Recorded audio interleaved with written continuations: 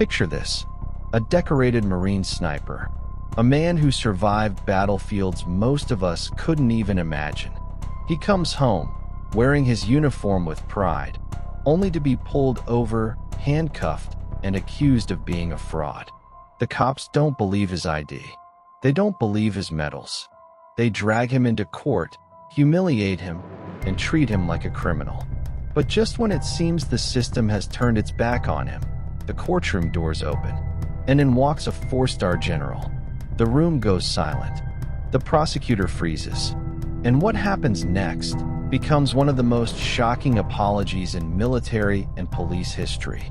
You're watching true crime videos, where every story is darker than it seems.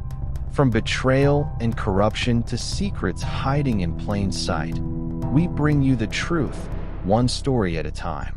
Now sit back and enjoy this story. It was a cold night just outside a small town. A decorated Marine sniper, home on leave, drove back from visiting family. His car was clean, his license plate valid, his military ID sitting neatly in his wallet. Then came the flashing lights. 2 patrol cars boxed him in. He pulled over calmly, hands visible on the wheel, exactly as trained. The officers approached, flashlights cutting through the dark. License and registration, one demanded. He handed over his driver's license, his military ID, and even a folder of documents proving his service. But instead of respect, he got suspicion. The officer laughed. "You expect me to believe this? A sniper? You? These medals? This ID looks fake." The Marine tried to explain. He told them his unit. He told them his commanding officers' names. He even recited serial numbers and missions that could be verified in seconds. But the cops didn't check. They didn't call. They didn't want to believe him. Instead, they dragged him out of the car, handcuffed him, and shoved him against the hood. "Stolen valor," one muttered. "You're going to jail." Neighbors peeked out from windows. Passers-by slowed down, watching a hero treated like a criminal. By the time the night ended, the Marine sat in a holding cell, charged, humiliated, stripped of dignity. And as he stared at the concrete wall, one thought haunted him. "I've survived enemy fire. But this is different." Days later, the trial began. The courtroom was packed. On one side, the local prosecutor, ready to paint him as a liar. On the other, the police officers who arrested him, smug and certain they were right. The Marine stood quietly, his uniform neat, his medals shining faintly under the lights. But instead of admiration, he saw only doubt in the eyes around him. The prosecutor began. "Ladies and gentlemen, this man is a fraud. He wears a uniform he didn't earn. He carries medals that don't belong to him. He is a disgrace to the men and women who serve."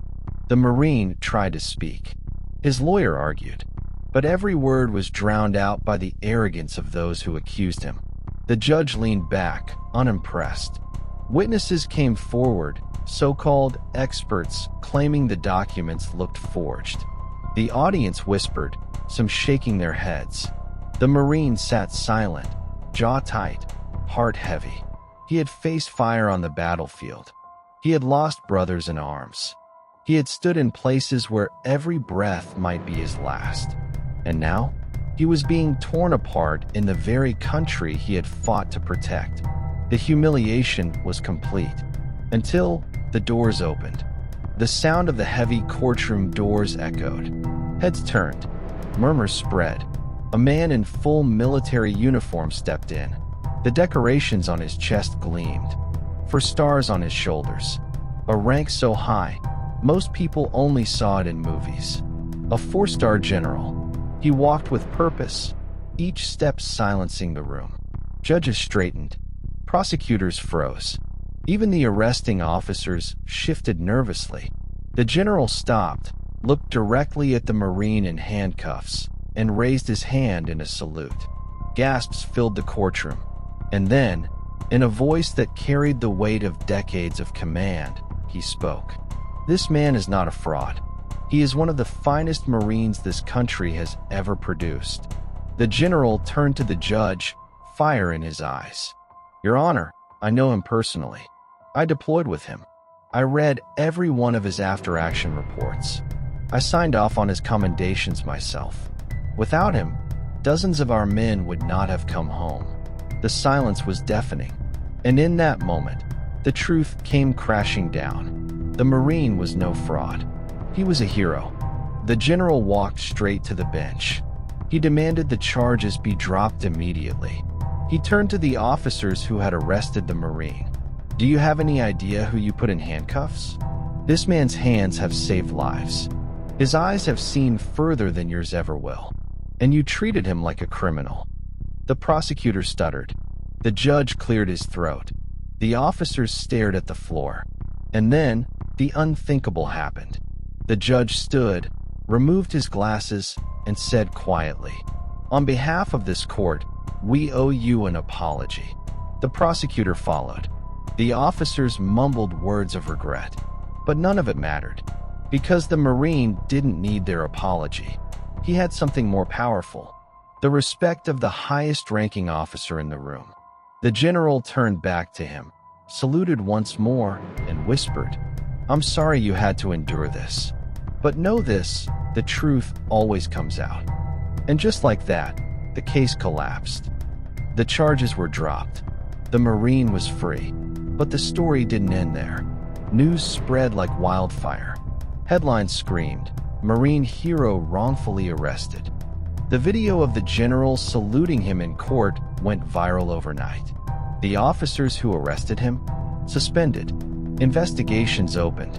Their careers likely finished. The prosecutor? Embarrassed, credibility shattered. And the judge? His reputation scarred forever. The Marine, though, didn't celebrate. He didn't gloat. He didn't seek revenge. He simply walked out of the courtroom, head high, dignity intact. Because heroes don't need applause. They just need the truth. But behind the scenes, whispers began. Why had those officers been so eager to call him a fraud? Why had the prosecutor fought so hard to tear him down? It didn't feel like a simple mistake. Some said there were people who wanted him discredited. People in power who feared what he knew. Missions that had never been made public. Secrets better left buried. And if that was true, then this was no traffic stop. It was something bigger, something darker, and it meant his battle was far from over. Thanks for watching another story here on True Crime Videos. Don't forget to like this video, share your thoughts in the comments, and subscribe so you never miss what's coming next. Because sometimes, the biggest battles aren't fought overseas. They're fought right here, in our own streets.